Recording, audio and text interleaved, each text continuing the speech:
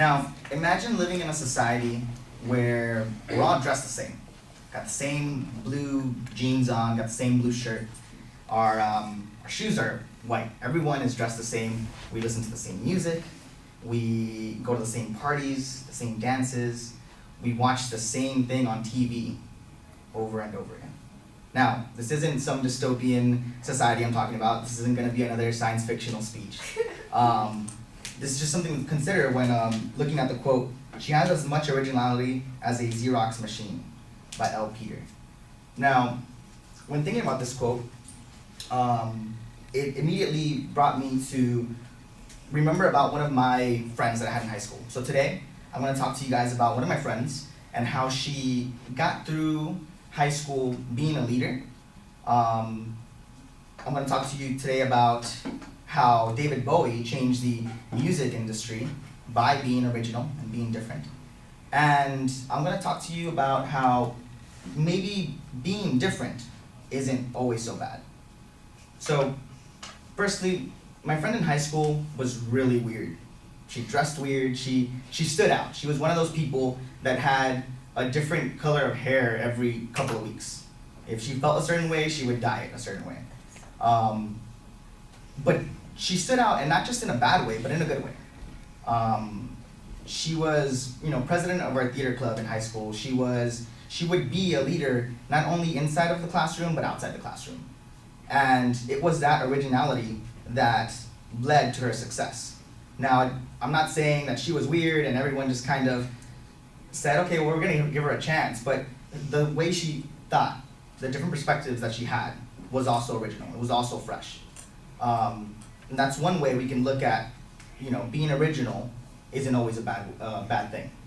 Now, another thing I wanted to talk to you guys about is David Bowie. And some of us might know who this person is, and he's a musician that has changed music for the better. He was weird, he dressed weird. He had a little short red hair, and he made albums called Ziggy Stardust and the Spiders from Mars. Like, that's weird. But he stood out, and he stood out in a good way. He changed the music industry.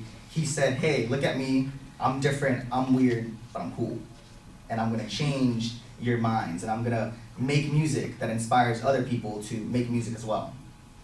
And thirdly, I wanna just throw out the idea of being different and not being a bad thing.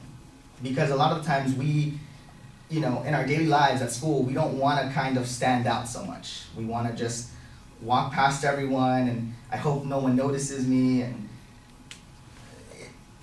that doesn't give you the advantage of showing who you really are and showing your true colors.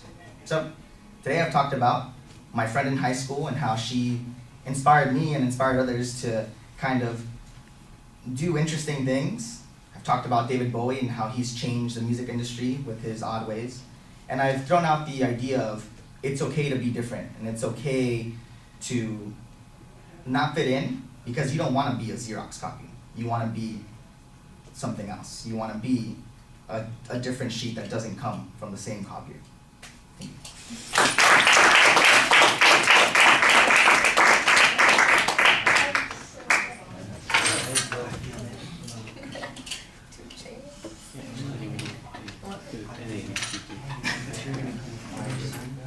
Oh, yeah.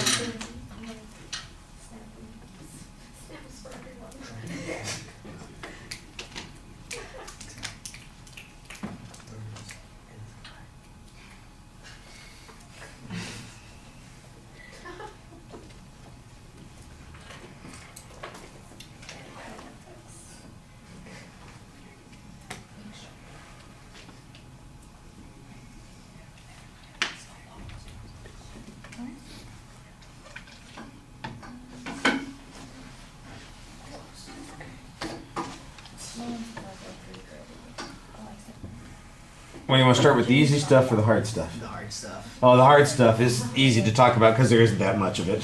Okay. The hard stuff is the content issue. I thought you had a good preview.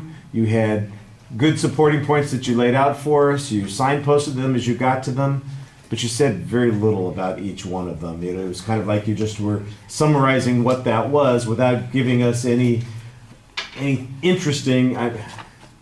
Davy Bodie changed music because he had short hair and was weird. What do you mean? You know, there's not much about that. Your friend who was a leader because she was one of those people who changed every day. Well, tell us a story about what she did that was so inspiring or moved people, even though she was changing her hair color every 2 weeks. How did she?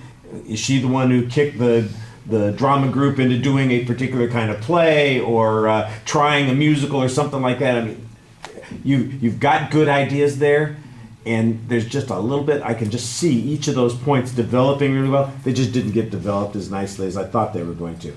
Right, that was the hard stuff. That was everything else was really solid. You have a very effective way that you're speaking to the audience. Your voice projects well. You've got a great deal of confidence. You're not hesitating. It's flowing smoothly. The gestures, you got lots of indicators and descriptive gestures. I didn't think you were overdoing it. Maybe I would drop down a little bit, but not a lot. I thought it was fine. And your facial expressions look very animated. You're talking to us. You look like you're actually enjoying talking to us, unlike sometimes people get up there and they're speaking, and I can see they're looking at us and they're making eye contact, but they don't look like they're having much of a good time. And I think you came across like, I'm having a good time talking to you, and this is kind of interesting, and I like this topic, so I think that's good. I didn't take off any points for it, but I did hear those keys rattling around a little bit, and I thought, didn't I see him in E.T.? You know, so you might want to be, conscious of those kinds of things. For the most part, there wasn't any anxiety issue. I did notice that you sort of, not dramatic body movements, but each time you were moving from one point to another, there's just a little bit of a shift in the orientation of your body toward the audiences. That's kind of that subtle transition thing that we were talking about. All right, thank you.